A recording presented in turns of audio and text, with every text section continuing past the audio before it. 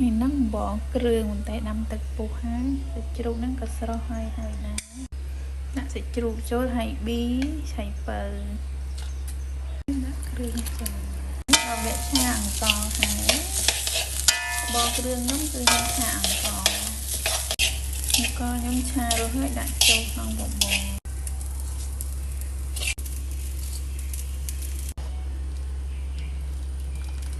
ដាក់មឹកចូលលេដែរបបរគ្រឿងខ្ញុំមានគ្រឿងសមុទ្រមានសាច់ជ្រូ